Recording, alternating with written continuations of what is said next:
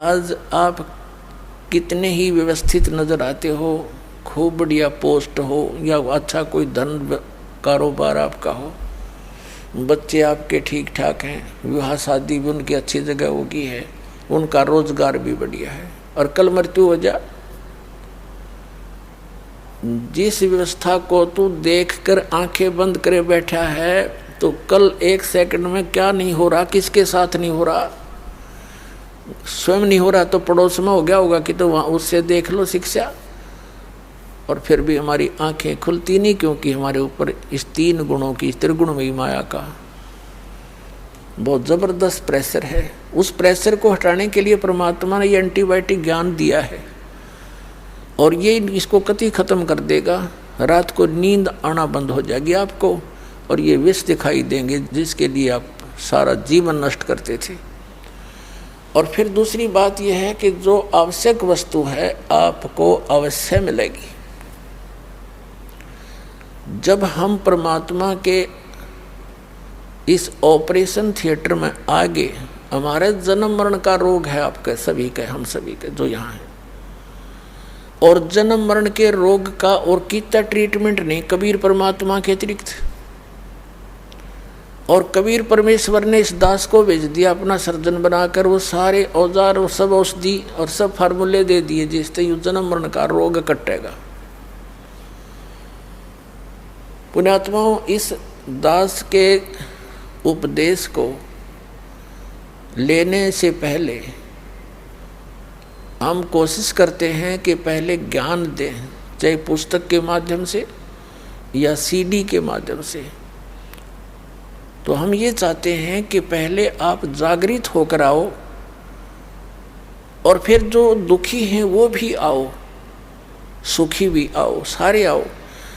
अब दुखी आएंगे तो उनको तो केवल दुख निवारण की ही इच्छा होती है, भले वो ज्ञान भी समझ कर आते हैं, इतना नहीं समझते, वो तो केवल वो कथाएं पढ़ लेते हैं जो भक्तों के सुख हुआ। पूरा विश्व ही दुखी है वैसे तो, छोटा मोटा किसी न किसी का ठूठा भरी रहती है। तो भोली आत्माएं इस उद्देश्य से आ जाती हैं, हम उन्हें भी स्वीकार करते हैं कि आप ज्ञान सुनो, परमात्मा पर विश्वास करो, ये समर्थ शक्ति है, ये जो चाहे सो कर देगा, आपके सब दुख भी दूर कर देगा। लेकिन आपने थोड़ा सा धैर्य रखना पड़ेगा, आपने धैर्य रखना पड़ेगा, क्योंकि कोई भी वस्तु एकदम नहीं होती।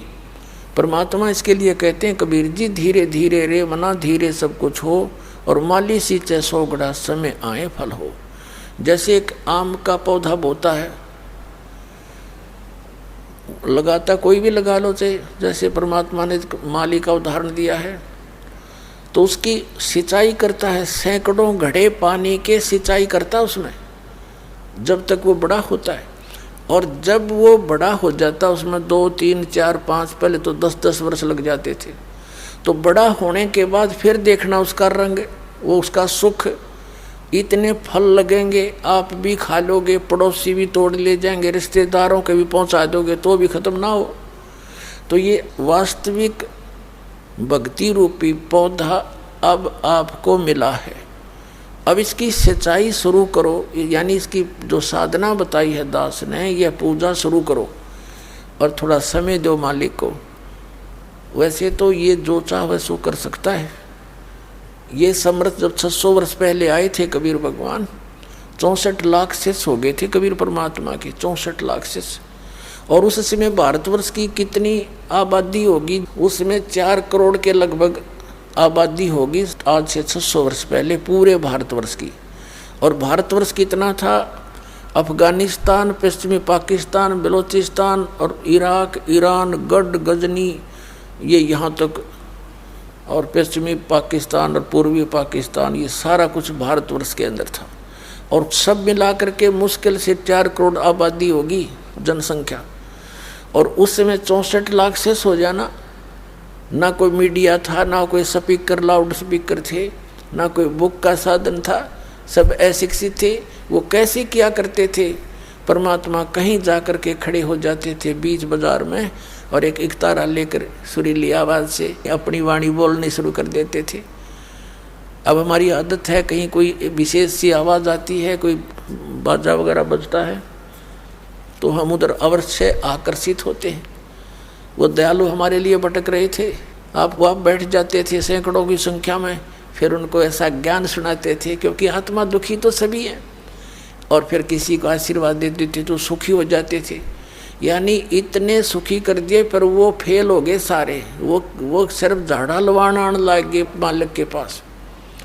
दुखी हुए, दूसरे को बुला ले, हजत तो भी चल उड़े गुरु जी जाते ठीक कर दें। अपने आत्माओं जिस कारण से वो परमात्मा वेल नोन हो गए कि भी ऐसा संत नहीं, लेकिन आदत ये बन गई, उन्हें ज्ञान नहीं सुना और आशीर्वाद ले मालिक को तो समर्थ थे। और हम उनके बच्चे, उनको उनसे दुख हमारा देखा नहीं जाता। अपने बच्चे का दुख पिता माता नहीं देख सकते, जहाँ तक उनकी शक्ति होगी, संभव होगा, वो दुख रहने नहीं दे उनका। और वो तो सक्षम थे। तो इस प्रकार उस परमात्मा ने ना जाने कितने को सुख दिया, 64 लाख चेले बन गए।